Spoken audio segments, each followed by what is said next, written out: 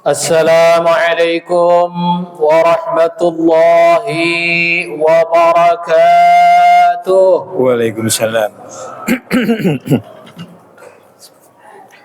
Allahu Akbar, Allahu Akbar, Allahu Akbar, Allahu Akbar. Asyhadu an la ilaha illallah.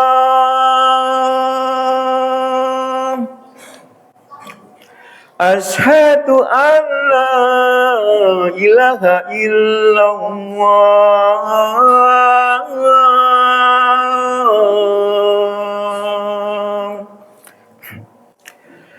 Asyhadu anna Muhammadar Rasulullah. Asyhadu anna Muhammadar Rasulullah. Hayya 'alas shalah.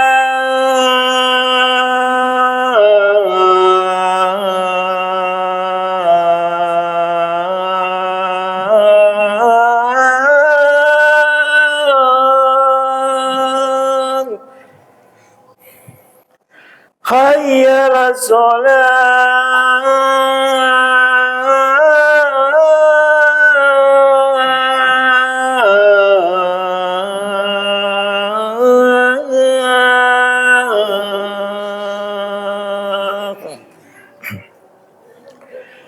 Hayya 'alal falah.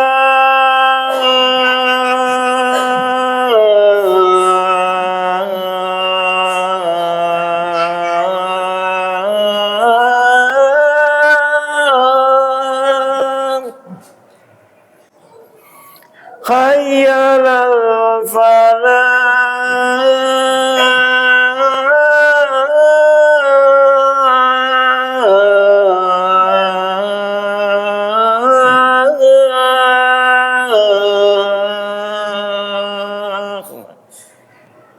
Allahu Akbar, Allahu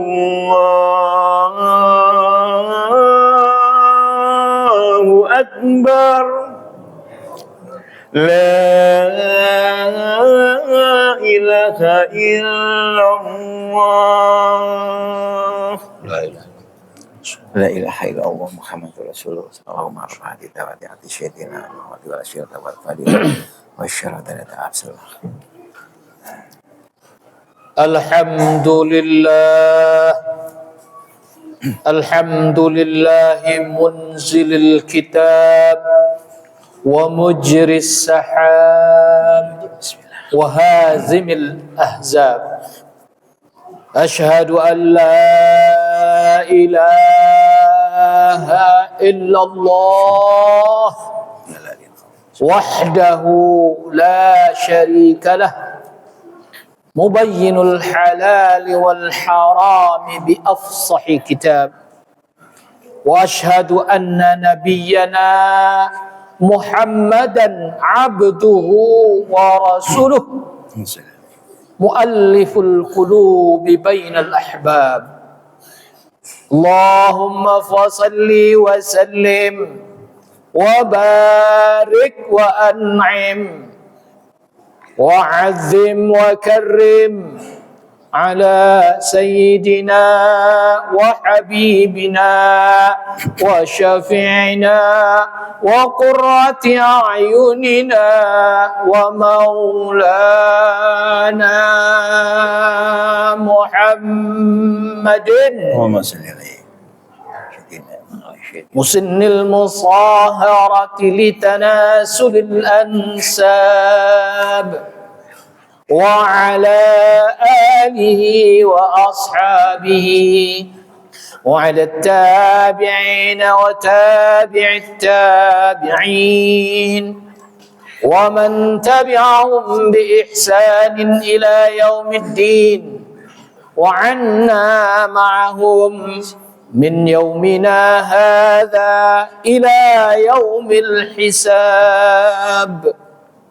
أما بعد، فيا عباد الله ويا معاشر المسلمين، أوصيكم وإياي نفسي بتقوى الله، فقد فاز من اتقى وقد خاب من طغى، حيث قال الله تعالى في محكم تنزيله وهو أصدق القائلين: أعوذ بالله من الشيطان الرجيم، بسم الله الرحمن الرحيم.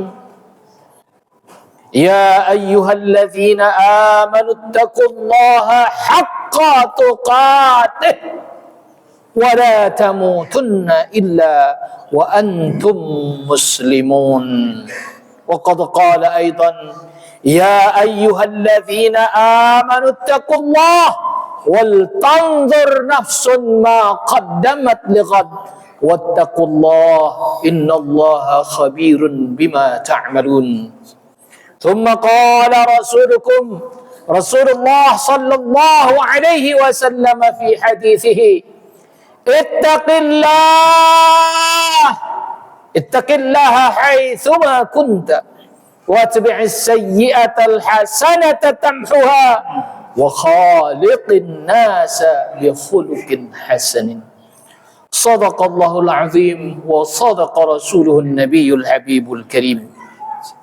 Hadirin kaum muslimin rahimakumullah, kita saat ini berada di penghujung bulan Muharram 1446 Hijriah, yang mengingatkan kepada kita bahwa usia kita bertambah, umur kita bertambah, tetapi usia kita juga berkurang.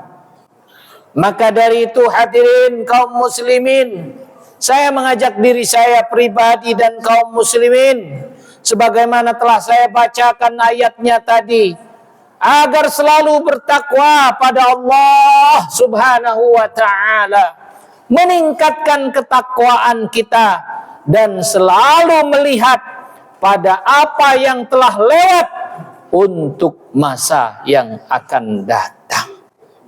Hadirin kaum muslimin rahimakumullah, la hijrata ba'dal fath walakin niyyatun wa jihadun fa idza istunfirtum fanfiru.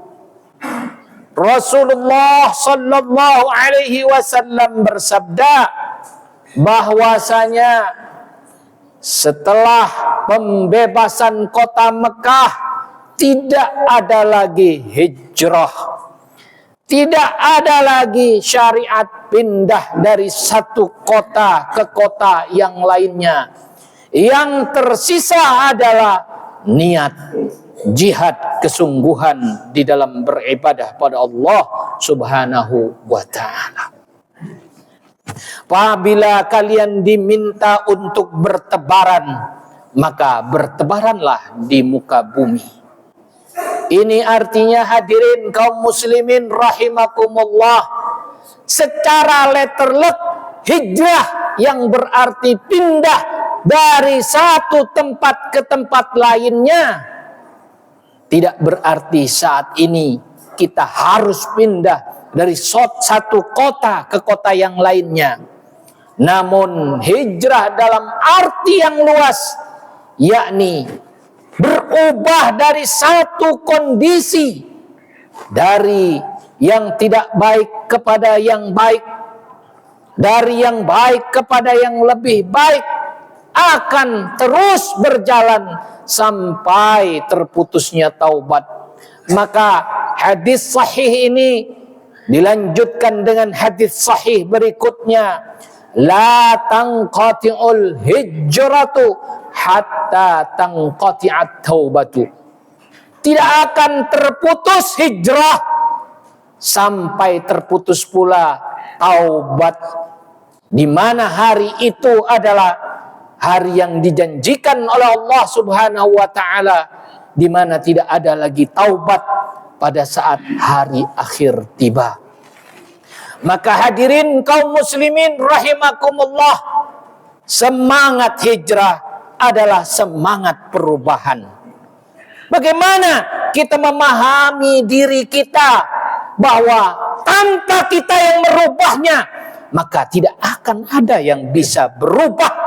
Suatu kaum tidak akan bisa merubah kaumnya sampai kaum itu sendiri mau merubahnya. Demikian Allah berfirman di dalam surah Ar-Ra'd ayat 11. Inna Allah la yughayyiru ma biqaumin hatta yughayyiru ma bi anfusihim.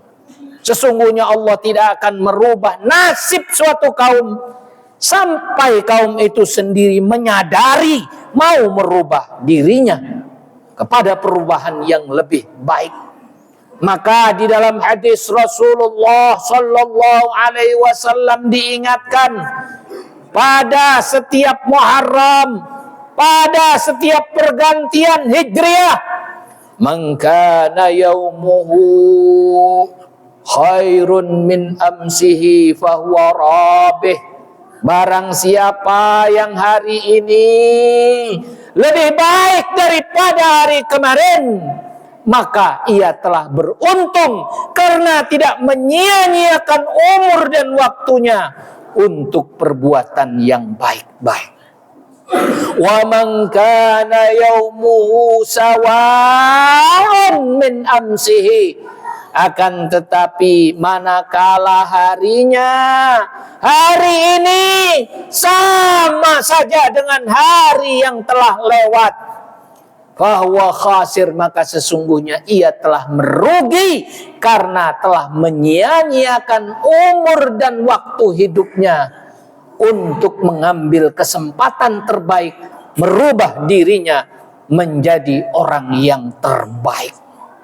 Wa man kana yaumuhu syarrun min amsihi, akan tetapi bila di tahun lalu lebih buruk daripada tahun-tahun sebelumnya, ia bukan hanya sekedar merugi, fahuwa maghbun, tetapi ia terlaknat karena waktunya ia buang percuma dan sia-sia. Umur yang telah lanjut dibiarkan begitu saja tanpa ibadah, tanpa bekal untuk menghadapi kematiannya, maka sungguh orang itu bukan hanya merugi, tetapi ia terlaknat karena pintu taubat akan ditutup baginya manakala ia tidak mau menyadarinya. Hadirin kaum muslimin rahimakumullah. Oleh karena itu sadarilah pergantian tahun 1445 Hijriah ke 1446 Hijriah bukan hanya sekedar angka, tetapi perubahan tahun ini menuntut kita untuk berubah lebih baik. Maka jadikanlah semangat hijrah, semangat perubahan kepada nilai-nilai yang terbaik. Jadikanlah setiap hari kita dengan niat dan kesungguhan agar kita mendapatkan yang terbaik di dalam hidup kita. Maka Rasulullah menyatakan yang tersisa saat ini adalah niat dan jihad. Niat dan kesungguhan. Maka setiap perbuatan kita, setiap amal ibadah kita akan diukur berdasarkan seberapa jauh niat kita. Apakah lillahi ta'ala atau untuk yang lainnya. Maka diriwayatkan oleh Abu Hafiz Amirul Mukminin Umar bin Khattab, qala Rasulullah sallallahu alaihi wasallam, innamal a'malu binniyat wa innama likulli imri'in ma nawa. Sesungguhnya segala perbuatan itu akan diukur berdasarkan niatnya. Dan setiap perbuatan seseorang akan dibalas sesuai dengan niatnya. Setiap perbuatan orang, setiap hijrah orang akan dinilai berdasarkan niat yang ada di dalam dirinya. Faman kanat hijratuhu ilallahi wa rasulih. Maka Rasulullah mengingatkan di dalam hijrah ini, apabila hijrahnya untuk Allah dan Rasulnya, fakanat hijratuhu ilallahi wa rasulih. Maka hijrahnya itu akan diganjar pahala oleh Allah Subhanahu wa ta'ala. Sebelum kematian menjemputnya, Allah telah menjanjikan pahala yang besar kepada orang-orang yang berhijrah. Oleh karena itu, hijrah ini akan diukur berdasarkan niatnya. Faman kanat hijratuhu lidunya yusibuha. Dan barang siapa yang niat hijrahnya itu justru bukan untuk lillahi ta'ala, tetapi karena dunia yang dicintainya, dunia yang diharapkannya, maka ia hanya mendapatkan dunianya. Awim ra'atin yang kihuha, atau ia mendapatkan seorang wanita yang dicintainya. Ia berhijrah bukan karena Allah, tapi ia berhijrah karena dunia dan wanita. Maka hadirin, luruskan niat kita di dalam hijrah ini agar kita benar-benar mendapatkan pahala dari Allah Subhanahu wa ta'ala. Allah telah memberikan janji di dalam surah An-Nisa ayat 100 di mana Allah berfirman, "Wa may yuhajir fi sabilillah yajid fil ardi muraghaman katsiran wasa'ah." Ketahuilah hadirin sekalian, Allah berfirman, dan barang siapa yang berhijrah di jalan Allah, maka ia menemukan di dunia ini betapa luasnya dunia ini, tidak sesempit daun kelor. Dan ia menemukan kesejahteraan di dalam kehidupan di bumi ini. Ia menemukan kesejahteraan di mana orang-orang hijrah dengan niat yang benar. Wa may yakhruj min baitihi muhajiran ila Allah wa rasulih thumma yudrikul maut faqad waqa'a ajruhu 'ala Allah. Dan barang siapa yang keluar dari rumahnya berniat untuk hijrah kepada Allah dan Rasulnya, tiba-tiba saja kematian mendahuluinya, maka Allah telah siapkan pahala yang besar bagi dirinya. Oleh karena itu hadirin kaum muslimin rahimakumullah, dari hadis dan ayat-ayat Al-Quran yang telah saya sampaikan tadi, mudah-mudahan kita semuanya dapat merubah diri kita menjadi orang-orang yang terbaik, meningkatkan takwa kita pada Allah Subhanahu wa ta'ala. Barakallahu li wa lakum fil Qur'anil azim wa nafa'ani bima fihi minal ayati wa dzikril hakim wa taqabbala minni wa minkum tilawata. أقول قولي هذا وأستغفر الله لي ولكم ولسائر المسلمين والمسلمات والمؤمنين والمؤمنات فاستغفروه إنه هو الغفور الرحيم. اللهم صل على سيدنا محمد وعلى آل سيدنا محمد.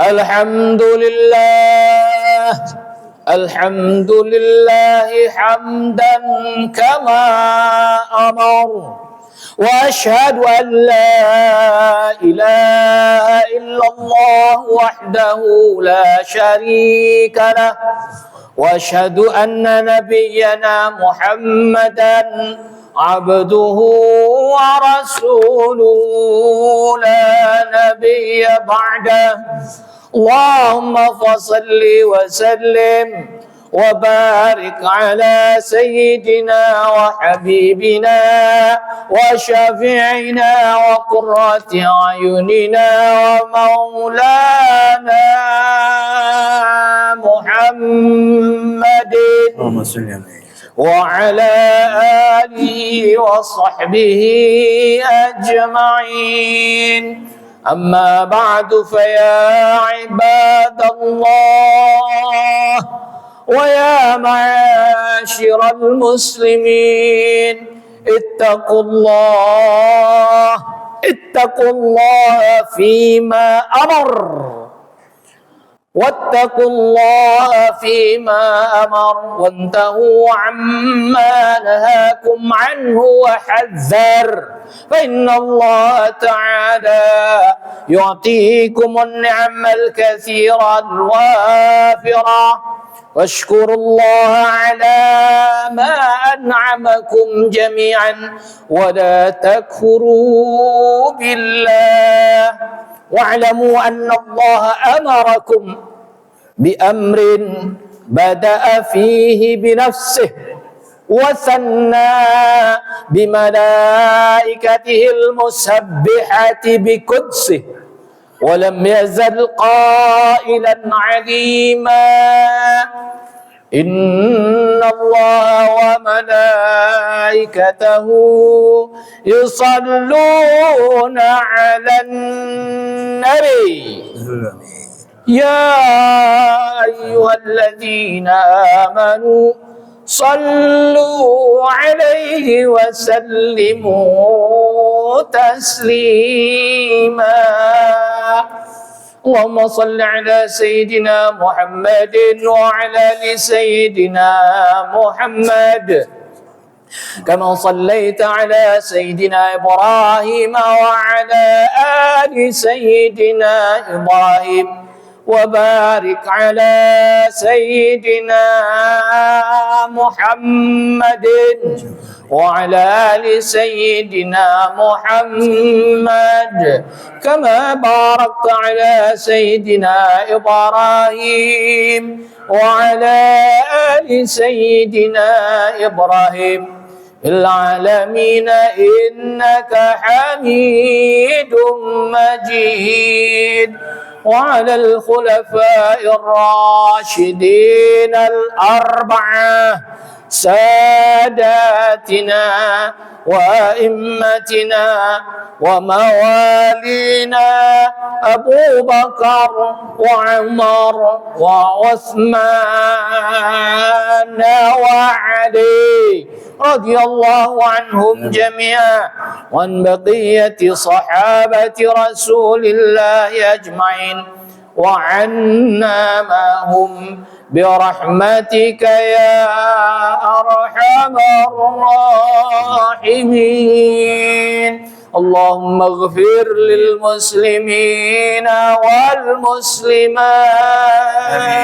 والمؤمنين والمؤمنات وتابع بيننا وبينهم بالخيرات وقل رب اغفر وارحم وأنت خير الراحمين اللهم إنا نسألك ما سألك به نبينا محمد صلى الله عليه وسلم ونستعيذ بك مما استعاذك به نبينا محمد صلى الله عليه وسلم اللهم إنا نسألك خير هذه السنة وخير ما فيها ونعوذ بك من شر هذه السنة وشر ما فيها ربنا اغفر لنا ولوالدينا